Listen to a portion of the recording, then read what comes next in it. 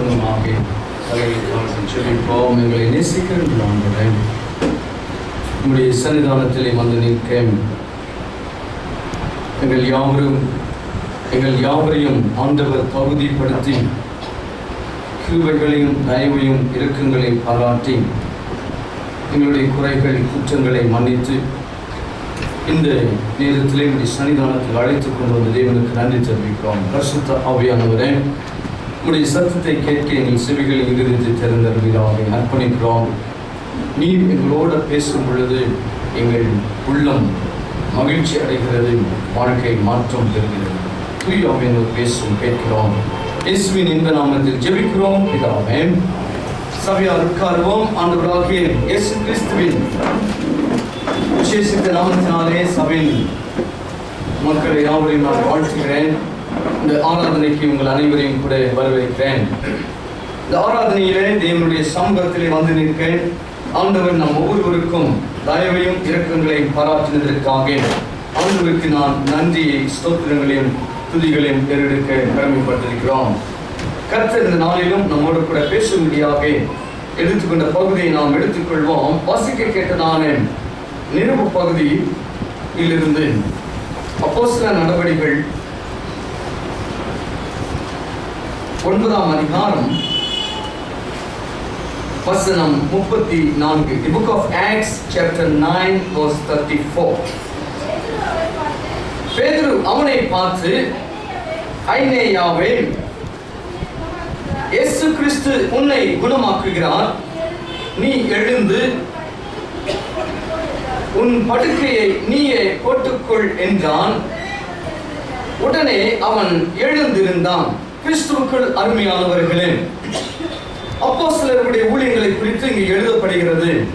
லூக்கா சுவிசேஷகன் 4 சுவிசேஷங்களுக்கு பிறகு சர்ச்சினுடைய வரலாறை, எப்படி திருச்சபை நிறுவப்பட்டது, சபைகள் எப்படி வளர்ந்தது, விசுவாசிகளுக்கு நடந்தது என்ன, சீசர்களுக்கு நேர்ந்தது என்ன, ஆண்டவருடைய வாக்குதத்தங்கள் அல்லது ஆண்டவராகிய இயேசு கிறிஸ்துவானவர் சொன்ன வாக்குதத்தங்கள் வார்த்தைகளுக்கு நடந்தது என்ன என்பதை குறித்து அவர் சுவிசேஷங்கள் முடிந்த பிறகு அவர் இந்த புத்தகத்தை நாம் எழுதுகிறோம். அப்போஸ்தலர் நடவடிக்கைகளை குறித்து நாம் சொல்ல வேண்டும் என்று சொன்னால், சபையினுடைய வளர்ச்சி குறித்து அல்லது சபை வளர்ந்ததை குறித்து தானே எழுதப்பட்டிருக்கிறதானே அல்லது எழுதப்பட்ட ஒரு பகுதி தான் அப்போஸ்தலர் நடவடிக்கைகள். It's a historical book about church growth. திருச்சபையினுடைய வரலாறு, திருச்சபையினுடைய வளர்ச்சியை குறித்து எழுதப்பட்ட ஒரு வரலாற்றின் புத்தகத்தை தான் நாம் வாசித்துக் கொண்டிருக்கிறோம். ஆண்டவராகிய இயேசு கிறிஸ்துவானவருடைய சீஷர்கள், இயேசு கிறிஸ்துவானவர் மரித்து உயிர்த்தெழுந்து பரமண்டலத்திற்கு போன பிறகு அவர்களுக்கு அவர் கொடுத்ததான வாக்குத்தத்தம் வார்த்தைகளை மேன்மை குறித்து தான் இங்கு சுவிசேஷகர் நமக்கு எடுத்து சொல்லுகின்றார். இதுல விசேஷமாக சொல்லும் பொழுது இந்த 9ஆம் அதிகாரத்தில் 2 முக்கியமான காரியங்கள் நடைபெறுகிறது. ஒன்று, அப்போஸ்தலனாகிய பவுல் அடியாருடைய மனமாற்றத்தை குறித்து எழுதுகின்றார். இரண்டாவதாக அப்போஸ்தலனாகிய பேதுருவுடைய ஊழியத்தை குறித்து எழுதுகிறார். பேதுருவுடைய ஊழியத்தை குறித்து சொல்லும் பொழுது பேதுருவை ஆண்டவர் எப்படி பயன்படுத்தினார், ஆண்டவர் அவர் மூலமாக செய்த காரியங்கள் என்ன, கர்த்தர் எப்படி மகிமைப்பட்டார் என்பதை குறித்து இந்த வசனங்களிலே நமக்கு எழுதப்பட்டிருக்கிறது. ஒரு விஷயத்தை நீங்களும் நானும் நினைவு கொள்ள வேண்டும். அது என்னவென்று சொன்னால், அப்போஸ்தலனாகிய பேதுரு இயேசு கிறிஸ்துவோடு கூட இருந்த நாட்களிலே அவன் ஒரு காலமும் தைரியத்தோடு பேசினவன் அல்ல. ஏனென்று சொன்னால், அவன் இயேசு கிறிஸ்துவை அவன் மறுதலித்தவன், தைரியம் அற்றவன். அவனை கொண்டு ஆண்டவர் பேசின வார்த்தைகளை தான் இன்றைக்கு நாம் இங்கு பார்க்கிறோம். பரிசுத்த ஆவியானவர் இவர்களுடைய வாழ்க்கையில இடைப்பட்ட பிறகு, பரிசுத்த ஆவியானவரை இவர்கள் ஏற்றுக்கொண்ட பிறகு, பரிசுத்த ஆவியானவராலே இவர்கள் நிரப்பப்பட்ட பிறகு இவருடைய வாழ்க்கையிலே மாற்றங்களை நாம் கண்டுபிடிக்கிறோம். அதைத்தான் நாம் வாசிக்க கேட்டதான பகுதியிலே சொல்லப்படுகிறது. அதுல 32ஆம் வசனத்திலே பேதுருவானவர் எல்லோரையும் சந்தித்து லித்தா என்கின்றதான ஊரிலே இருக்கிறதான பரிசுத்தவான்களை சந்திக்க அவருடைய ஊழியத்தை, விசிட்டிங்கை அவர் ஆரம்பிக்கிறார், மினிஸ்ட்ரி அவர் ஆரம்பிக்கிறார். அதிலே அவர் கண்ட ஒரு காட்சி அல்லது அவர் பார்த்ததான ஒரு அனுபவம், சம்பவம் என்னவென்று சொன்னால், அங்கே 8 வருஷமாக கட்டிலின் மேல் தீவிரவாதக்காரனாக இருந்தவனை பார்க்கிறார். 3 கேள்விகளை நாம் கேட்க வேண்டும். முதலாவதாக, இங்கு அந்த கேள்விகளுக்கு முன்பாக இந்த இடத்துல சொல்லியிருக்கிறதான நபரை குறித்து நாம் பார்க்க வேண்டியது அவசியம். இவருடைய பேக்ரவுண்ட் நமக்கு சொல்லவில்லை. அவன் எந்த பேக்ரவுண்டில் வந்திருக்கிறான் எப்படி தெரியாது. பெற்றோர்கள் பேர் தெரியாது. திருமணமானதா இல்லையா தெரியாது. எத்தனை ஆண்டுகளாக அப்படியாக எந்த வயசிலிருந்து அவருக்கு அப்படி இருந்தது தெரியாது. ஆனால் சொல்லப்பட்ட காரியங்கள் மிக முக்கியமானது 3. அவருடைய பெயர், அவருடைய இருப்பிடம், ஊர் பெயர், அவர் எத்தனை வருஷங்களாக அவர் கஷ்டப்பட்டார் என்பதை அவருடைய சூழ்நிலையை சொல்கின்றார். சரி, அவருடைய பெயர் ஐனேயா. அவர் இருந்த ஊரை குறித்து சொல்லும்போது லித்தா. அவருடைய சூழ்நிலைகள், அவன் திமிர்வாதம் உள்ளவனாக அவன் 8 வருஷங்களாக கட்டிலின் மீது படுத்துக் கொண்டிருந்தான். அவ்வளவுதான். இப்போ அப்போஸ்தலனாகிய பேதுரு சுவிசேஷத்தை அறிவிக்கும்படியாகவும் பரிசுத்தவான்களை சந்திக்கும்படியாக அந்த இடத்திலே போன பொழுது அவர் பார்த்ததான ஒரு சம்பவம், 8 வருஷங்களாக கட்டிலின் மீது இருக்கிறவனை பார்க்கின்றார். இதில் 3 கேள்விகளை நாம் முக்கியமாக கேட்க வேண்டும். ஒன்று, பேதுரு இவனை பார்க்கும் பொழுதற்கு முன்பாக இந்த திமிர்வாதம் உள்ளவன், a paralytic man, couldn't talk or couldn't say anything to Peter. அது நமக்கு சொல்லப்படவில்லை. சொன்னானா இல்லையா? சொல்லி இருந்தால் எழுதியிருப்பாங்க. ஆகவே அவனுடைய ரெஸ்பான்ஸ் நமக்கு அங்கே தெரியவில்லை. இரண்டாவதாக, பீட்டரிடத்தில் யாராவது போயிட்டு இந்த நபரை பாருங்க அப்படின்னு சொன்னாங்களா அப்படின்னு சொல்லி நமக்கு சொல்லலை. ஏன்னா வேதாகமத்தில் நீங்கள் வாசிக்கும் பொழுது ஒவ்வொரு சம்பவங்களின் முன்பாக யாராவது ஒருவர் சொல்லுவார்கள். ஏதோ ஒரு சம்பவங்களிலே அந்த சூழ்நிலையை எடுத்து சொல்கின்றவர்களை நாம் பல இடங்களிலே பார்க்கிறோம். ஆனால் இந்த இடத்துல அது இல்லை. ஆனால் இந்த இடத்துல 34ஆம் வசனத்திலே ஒரே ஒரு வார்த்தை தான் சொல்கின்றார். அவனை பார்த்து பீட்டர் சொன்ன ஒரே ஒரு வார்த்தை, பேதுரு அவனை பார்த்து, ஐனேயாவே, இயேசு கிறிஸ்து உன்னை குணமாக்குகிறார். Shall we read in English? Verse 34:9. Acts.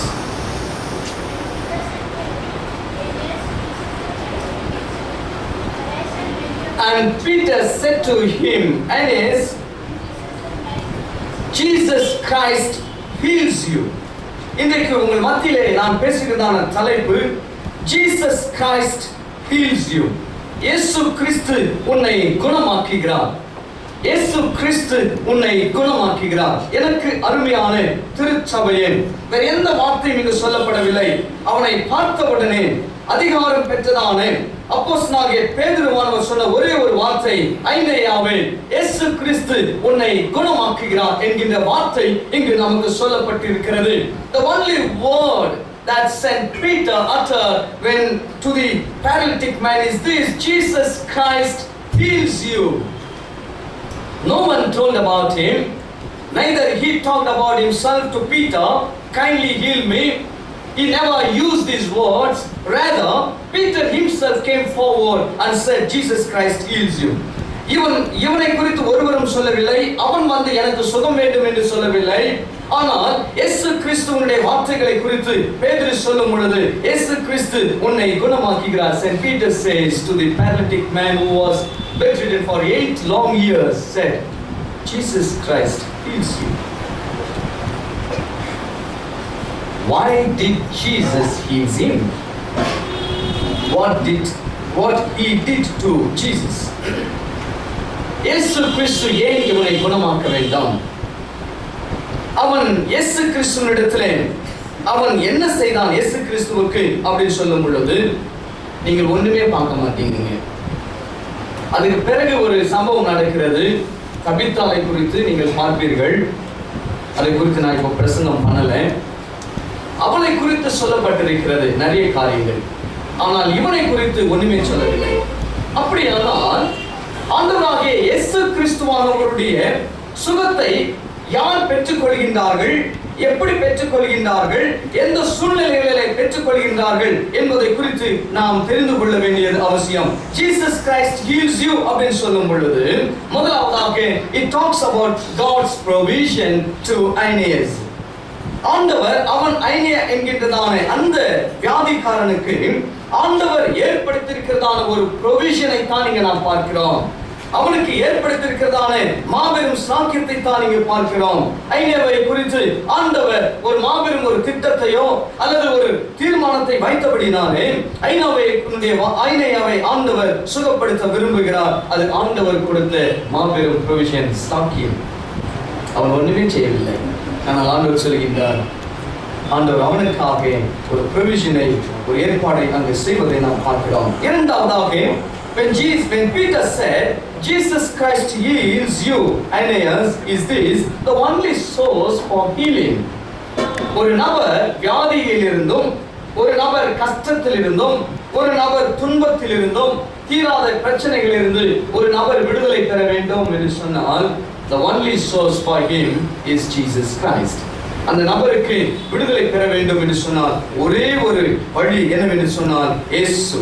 மூன்றாவதாக, Jesus Christ heals you என்று சொன்ன பொழுது the ultimate power, hallelujah, the ultimate power which can touch you, change and transform your life. The ultimate power, ஒரு மாபெரும் ஒரு சக்தி அப்படின்னு சொல்லும் பொழுது இயேசு கிறிஸ்துவுக்கு மேலாக ஒன்றுமே இல்லை என்று சொல்லி இங்க ஊர்ஜிதப்படுத்தும் பொழுது அந்த வார்த்தைகளை இங்கு சொல்லுகின்றார். ஏன் அந்த பவர் அப்படின்னு சொன்னால், ஆண்டவராகிய இயேசு கிறிஸ்துவானவர் ஊழியம் செய்யும் பொழுது சீஷர்களை அழைக்கிறார். அவர் கடைசியாக மரணத்திற்கு சமீபமாக இருக்கிற வேளையிலே அவர் சீஷர்களை அழைத்து தன்னுடைய திட்டத்தையும் ஊழியங்களை குறித்து சொன்ன பிறகு அவர் ஒரு வார்த்தை சொல்கின்றார். அது என்ன அப்படின்னு சொன்னால், John chapter 14 verse 14, அதில் இந்த வார்த்தை சொல்கின்றார். Shall we read John chapter 14 verse 14? யோவான் 14:14. என் நாமத்தினாலே நீங்கள் எதை கேட்டாலும் அதை நான் செய்வேன். போதுமா? என் நாமத்தினாலே நீங்கள் எதை கேட்டாலும் அதை நான் செய்வேன். You may ask me anything in my name and I'll do it அப்படின்னு சொல்கின்றார். You ask anything in my name, I'll do it. But the problem to the Christians is this: we never ask Jesus. கிறிஸ்துவர்களுடைய பிரச்சனைகள் என்ன அப்படின்னு சொல்லும் பொழுது, நாம் இயேசு கிறிஸ்துவினிடத்திலே என்ன செய்யவில்லை என்று சொன்னார், கேட்கவில்லை, நாம் சொல்வது இல்லை. எனக்கு அருமையானவர்களே, வேதம் சொல்லும் பொழுது நீங்கள் என் நாமத்தினாலே எதை கேட்டாலும் அதை நான் செய்வேன் அப்படின்னு சொல்கின்றேன். அது இயேசு கிறிஸ்துவானவருடைய மாபெரும் வார்த்தைகள். அந்த வார்த்தைகள் தேவனுடைய பிள்ளைகளுக்கு ஆண்டவர் இங்கு சொல்லுகின்றதான ஒரு வசனம் தான் அது. இரண்டாவதாக, why did Jesus Christ heals Aeneas அப்படின்னு சொல்லும் பொழுது, ஏன் இயேசு கிறிஸ்துவானவர் ஐனேயா என்கிறதான இந்த வியாதிக்காரனை குணமாக்குகிறார் அப்படின்னு சொன்னா, நான் ஏற்கனவே சொன்னேன், he was not a rich fellow, he was not a renowned person in the society, he was not deserved to get healing. அவன் பணக்காரன் அல்ல, சமுதாயத்திலே மிகவும் பேர் பிரசித்தம் பெற்றவனும் அல்ல, அவன் சுகம் பெறுவதற்கு குறியவனும் அல்ல. அப்ப ஏன் ஆண்டவர் அவனை சுகப்படுத்துகிறார்? Why did Jesus heal? நீங்களும் நானும் சிந்திக்க வேண்டிய விஷயம் என்ன அப்படின்னு சொன்னால், ஏன் ஆண்டவர் இன்றைக்கு என்னை அழைத்திருக்கிறார்? ஏன் ஆண்டவர் இன்றைக்கு என் குடும்பத்தை தெரிந்து கொண்டார்? ஏன் ஆண்டவர் இன்றைக்கு என்னோட கூட பேசிக்கொண்டிருக்கிறார் அப்படின்னு சொல்லும் பொழுது, ஒருவேளை தவறுதலாக நினைப்பீர்கள், நான் சிறந்தவன், நான் சிறந்தவள், ஞானத்திலும் அறிவிலும் பணபலத்திலும் செல்வாக்கிலும் இல்லை. ஆண்டவர் அதை கொண்டு உங்களையும் என்னையும் அழைக்கவில்லை, உங்களையும் என்னையும் குணப்படுத்தவில்லை. ஆண்டவர் குணப்படுத்தும் பொழுது அதனுடைய நோக்கம் ஒன்று உண்டு. ஏன் அப்படின்னு சொல்லும் பொழுது அவர் ஒரே ஒரு வார்த்தை குறித்து சொல்லுகின்றார், அது அவரை சார்ந்தது. அப்போஸ்தலனாகிய பவுலடியார் ரோமா திருச்சபைக்கு எழுதும் பொழுது இந்த ரோமா திருச்சபைக்கு சொல்லும் ஒரு வார்த்தைகளிலே ஒரு சத்தியத்தை சொல்கின்றார். இயேசு கிறிஸ்துவானவர் ஏன் அவரை நாம் ஆராதிக்க வேண்டும், யாரெல்லாம் அவரை ஆராதிக்க முடியும், அவரை ஆராதிப்பதற்குரிய தகுதி என்ன அப்படின்னு சொல்லும் பொழுது, அவர் யூதர்களுக்கு மாத்திரம் கடவுளோ அல்லது ஒரு குறிப்பிட்ட சமுதாயத்தை சார்ந்தவரோ, எனவே அவர்களுக்கு தான் ஒரு மாபெரும் சாக்கியத்தை ஆண்டவர் கொடுத்தாரா, மற்றவர்களுக்கு இல்லையா அப்படின்னு சொல்கின்ற காரியங்களை குறித்து பேசிக்கொண்டே இருக்கும் பொழுது அவர் எல்லோருக்கும் தேவன் என்கின்ற சத்தியத்தை அங்கு உணர்த்துகிறார்.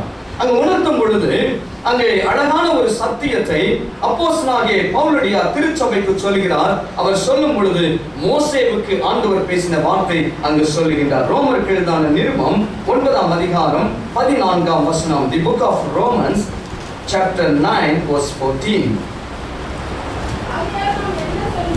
ஆகையால் நாம் என்ன சொல்லுவோம்? தேவனிடத்தில் அநீதி உண்டு என்று சொல்லலாமா? சொல்லக்கூடாதே.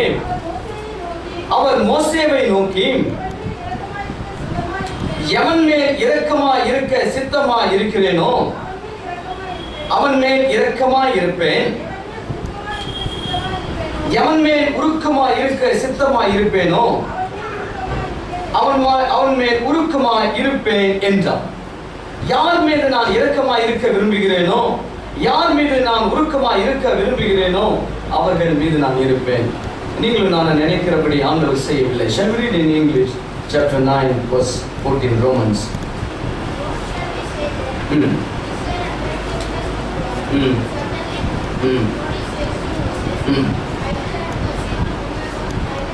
I will have mercy on whom I will have mercy, and I will have compassion on whom I have compassion. The mercy and compassion comes from God. To receive that, we have not qualified yet. There is no qualification at all. ஆண்டவருடைய கிருபைகளையும் ஆண்டவருடைய இரக்கங்களையும் பெற்றுக்கொள்ள வேண்டும் என்று சொன்னால், அந்த கிருபைகளையும் அந்த இரக்கங்களையும் பெற்றுக்கொள்ளக்கூடிய தகுதி நீங்களும் நானும் அடையவில்லை. அதை பெற்றுக்கொள்ளக்கூடிய அல்லது பெற்றுக்கொள்ளக்கூடிய அளவுக்கு நீங்களும் நானும் வளர்ந்தோம் என்று சொன்னால், there is no more at all. We can't able to say that because of this I am getting healing. Because of this, I could able to come forward in God's presence. Because of this, God loves me. Because of this, He has compassion over me.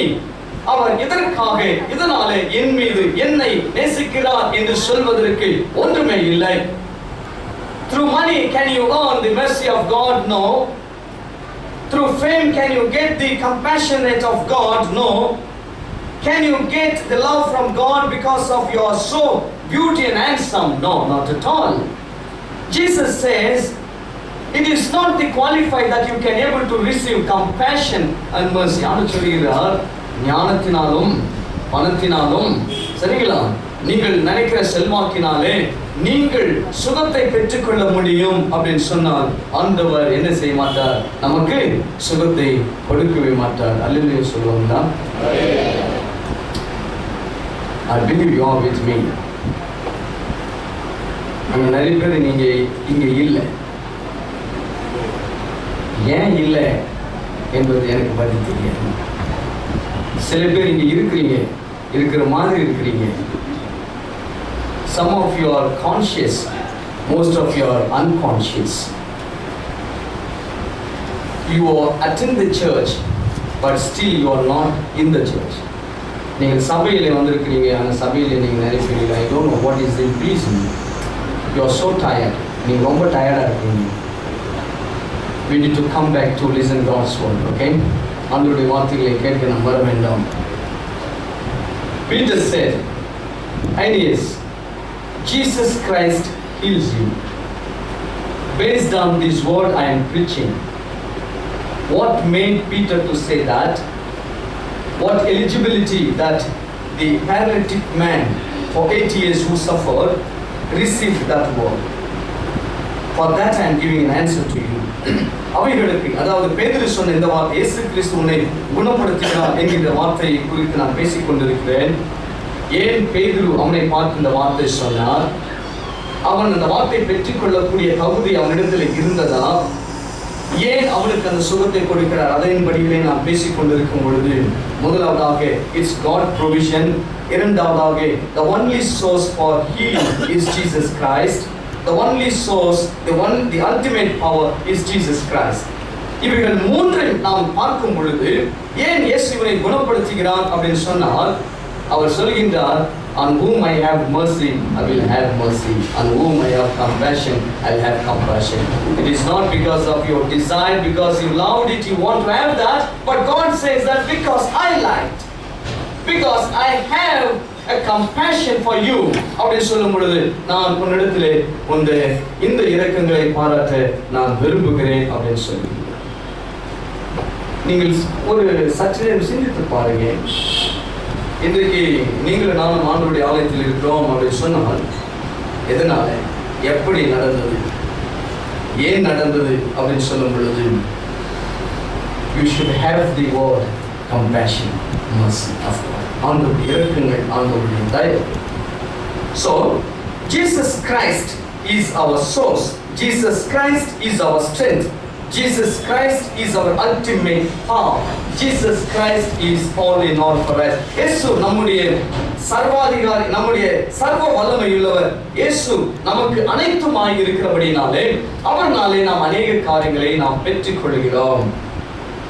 So இயேசு கிறிஸ்துவின் நாமத்தை நீங்கள் பயன்படுத்தியிருக்கிறீர்களா? இயேசு கிறிஸ்துவின் நாமத்தை நீங்கள் உச்சரித்தது உண்டானால் உங்களுக்கு நடந்தது என்ன? இயேசு கிறிஸ்துவினுடைய நாமத்தை எப்பொழுதெல்லாம் உச்சரித்தீர்கள், ஏன் உச்சரித்தீர்கள், எப்படி பயன்படுத்தினீர்கள், எப்படியெல்லாம் பயன்படுத்தாமல் இருந்தீர்கள் என்பதை சொல்லும் பொழுது we all never use the power of Jesus Christ in our life. இயேசுவினுடைய வல்லமையை நாம் என்ன செய்யவில்லை என்று சொன்னால் நாம் பயன்படுத்தவில்லை. கிறிஸ்தவர்களாகிய நாம் இந்த பிரசங்கத்தை நான் வெறும் புக்கில் படித்து உங்களிடத்தில் நான் பேசுகிறேன் என்று சொல்லி நீங்கள் நினைக்கலாம். அல்லவிட்டால் ஐயா நிறைய படிச்சிருக்கிறதுனால அவர் படிப்பின் அடிப்படையிலே இதை பேசிக் கொண்டிருக்கிறார். இல்லை, I experienced the power of Jesus Christ in my life. இயேசு கிறிஸ்துவினுடைய வல்லமையை என் வாழ்க்கையிலே நானும் பெற்றுக்கொண்டேன், நான் உணர்ந்தேன். நான் பெற்றுக்கொண்டபடினால்தான் உங்ககிட்ட பேசிக் கொண்டிருக்கிறேன். நிறைய அனுபவங்கள் எல்லாவற்றையும் சொல்லவில்லை. போன வாரத்தில் நடந்த சம்பவத்தை நான் சாட்சி சொல்ல விரும்புகிறேன். என்ன அது அப்படின்னு சொன்னான். போன வாரத்தில் எனக்கு பயங்கரமான ஒரு குறுக்கு வலி. என்னால் எழும்பவே முடியவில்லை. படுத்தால் படுத்தேன், எழும்பினால் குனிய முடியாது, குனிந்தால் நிற்க முடியாது. பயங்கரமான ஒரு குறுக்கு வலி, இடுப்பு ரொம்ப கஷ்டமா இருந்தது. டாக்டர் கேட்டு போல இன்னைக்கு we have medicines. Yes, we have medicines, we have doctors. போகலாம், நான் போகல, ஏன் தெரியல.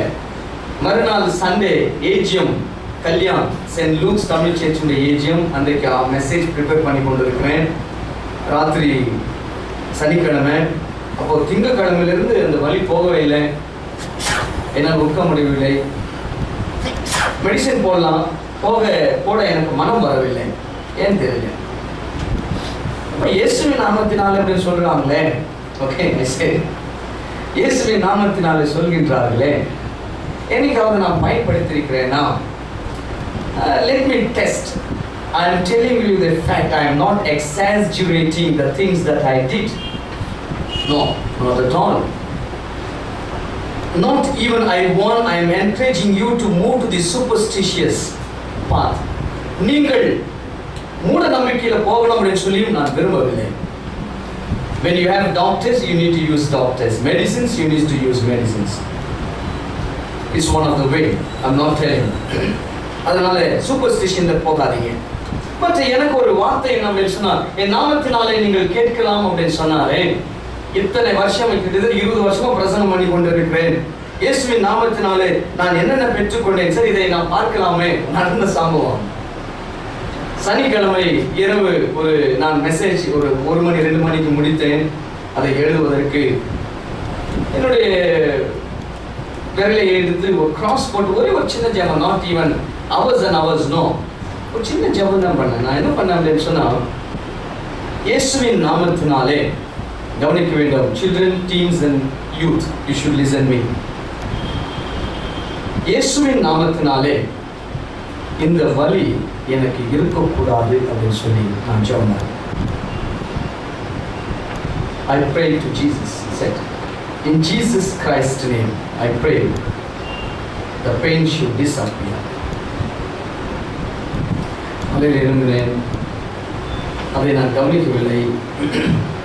எழுந்தேன், ஆராதனைக்காக 7 மணிக்கு Saint Luke Tamil church Kalyan சபைக்கு போனேன். ஆராதனை முடிந்தது.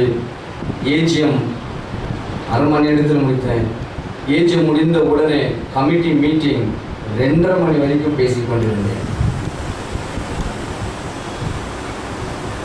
கமிட்டி மீட்டிங் ரொம்ப நேரம், ஏஜிஎம் அரை மணி நேரம் முடிஞ்சிச்சு. இனி நம்ம சபையில் அப்படிதான் இருக்கும். ஒரு churches are like that. சரி, நான் வீட்டுக்கு வந்த பிறகு நான் கொஞ்சம் நிதானித்து பார்த்த பொழுது அந்த வலி என் இடத்துல இல்லை. அல்லேலூயா. அதை என் மனைவிடத்தில் சொன்னேன். என் மனைவிடத்தில் நான் சொன்ன இந்த காரியத்தை சொன்னேன். இயேசு கிறிஸ்து இவ்வளவு பெரிய வல்லமையுள்ள தேவன், இவ்வளவு போதகர், இத்தனை வருஷமா பிரசங்கம் பண்ணிட்டு கொண்டு இருக்கிறேன். எல்லாரும் பண்ற மாதிரி நானும் பண்ணிட்டு இருக்கிறேன். ஆனா உண்மையாகவே இயேசு கிறிஸ்துவானவர் நமக்கு பலத்தை கொடுத்திருக்கிறார். அவருடைய நாமத்துல நிறைய காரியங்களை நாம் செய்யலாம். ஆனா நாம் செய்கிறது கிடையாது. ஏனென்று சொன்னால் அதை நாம் பயன்படுத்தவில்லை, உபயோகிக்கவில்லை. அது சடங்காச்சாரமாக வழக்கமாக போகிறபடி தான் நாம் போய்கொண்டிருக்கிறோம்.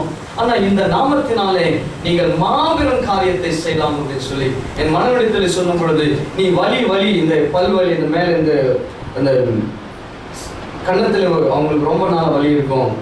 நிறைய டாக்டரை பார்த்தேன், சுகமாகவில்லை. கடைசியில் நான் சொன்னேன், நீ இயேசுவின் நாமத்தினாலே நீ ஜெபம் பண்ண ஆரம்பிக்க வேண்டும். ஹல்லேலூயா, ஹல்லேலூயா.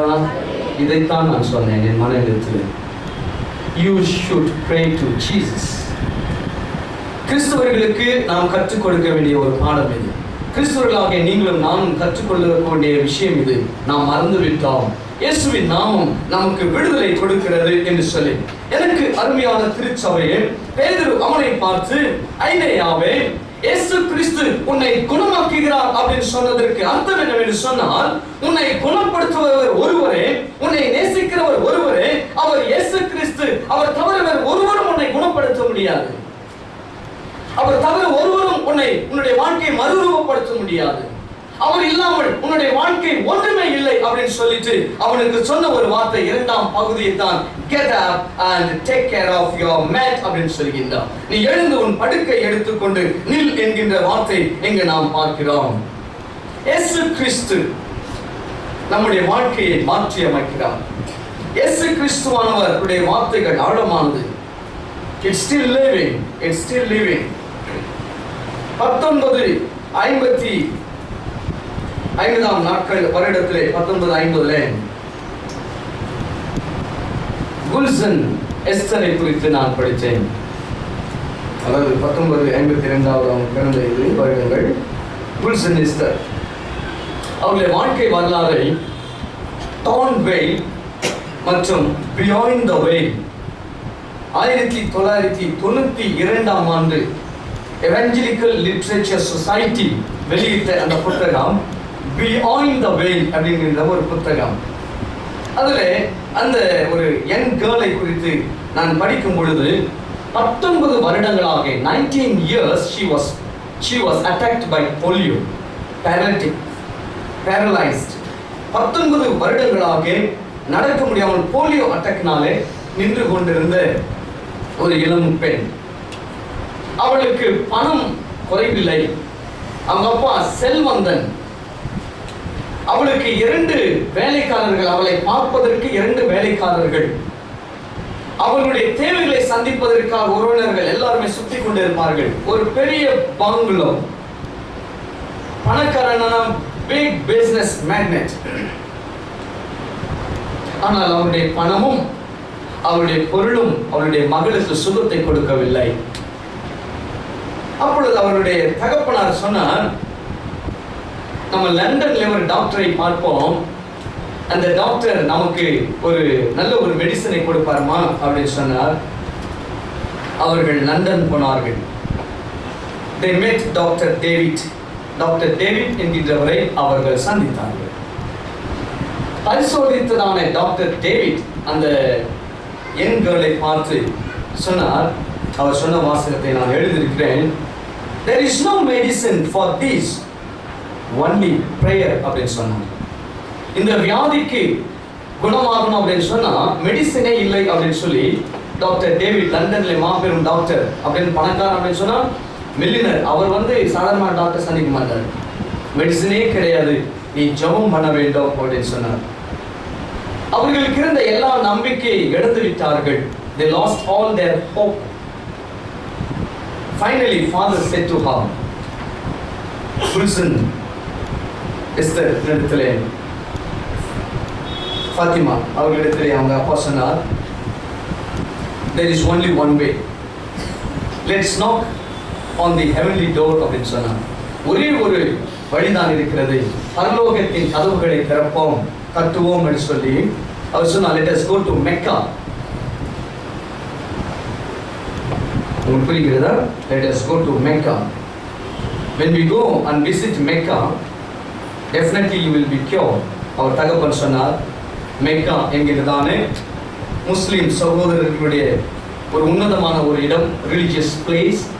They visited Mecca.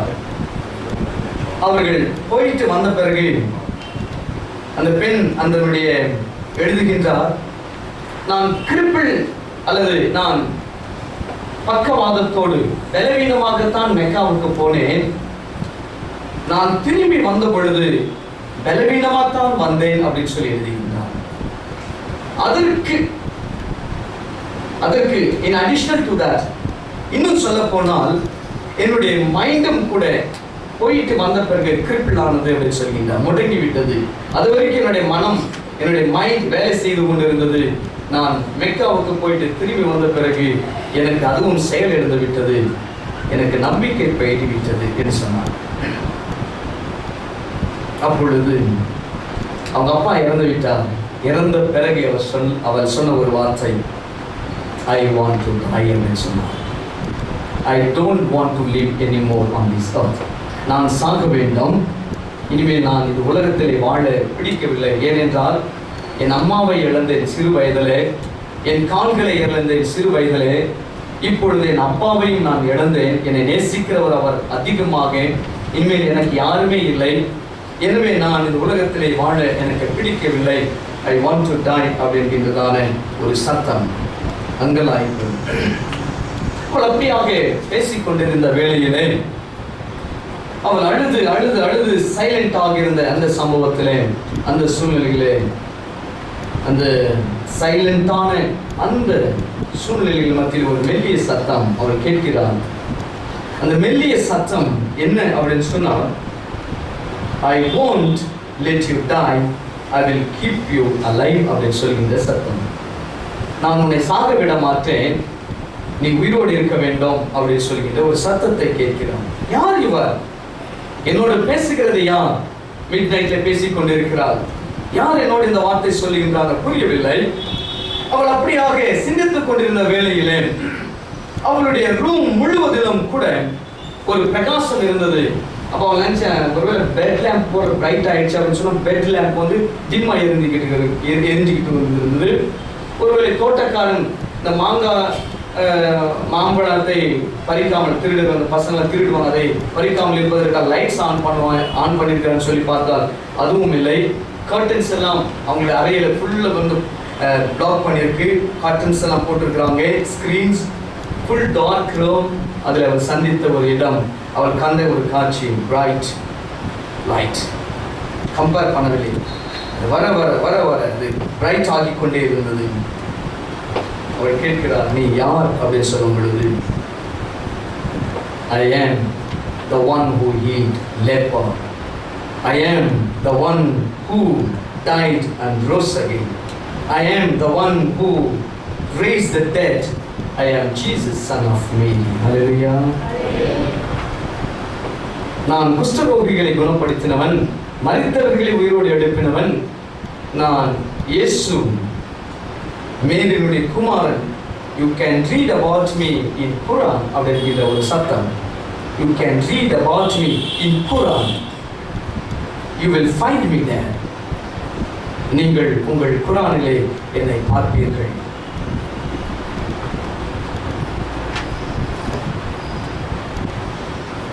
for long 3 years, 3 வருடங்கள் அவள் பைபிளை குரானை எடுத்து படிக்க ஆரம்பிக்கிறாள்.